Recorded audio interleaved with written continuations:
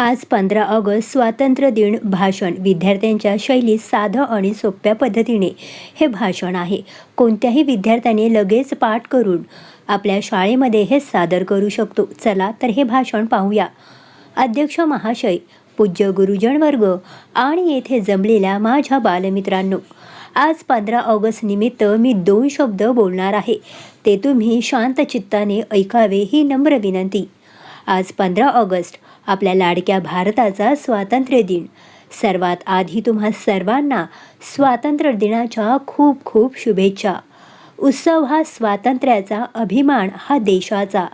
जयघोष करूया आज सर्वजण भारताच्या अखंड विश्वासाचा. मित्रांनो, आजचा हा दिवस आपल्यासाठी खूप आनंदाचा आणि अभिमानाचा आहे. 15 ऑगस्ट 1947 रोजी आपला भारत देश इंग्रजांच्या 100 वर्षाच्या गुलामीतून मुक्त झाला.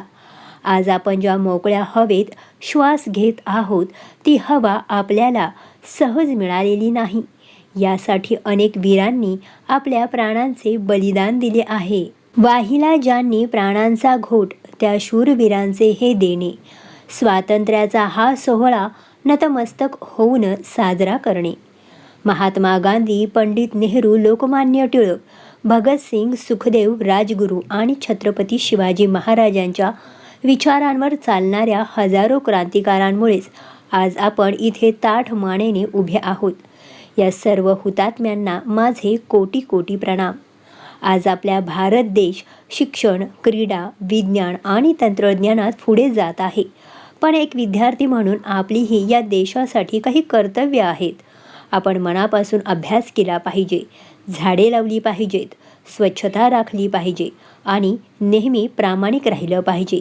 कारण आपणच या देशाचे भविष्य आहोत. घेऊया आता हीच प्रतिज्ञा, देशाला उंच शिखरावर नेऊ. घेऊया आता हीच प्रतिज्ञा, देशाला उंच शिखरावर नेऊ. जातपात आणि भेद विसरुनी सारे भारतीय एक होऊ. शेवटी मला एवढेच सांगावेसे वाटते की आपण सर्वांनी मिळून आपल्या भारत देशाला जगात सर्वात महान बनवूया. बोला भारत माता की जय, वंदे मातरम. अशा छान छान शैक्षणिक व्हिडिओंकरता ऑनलाईन क्लासरूम यूट्यूब चॅनलला नक्की सबस्क्राईब करा. धन्यवाद.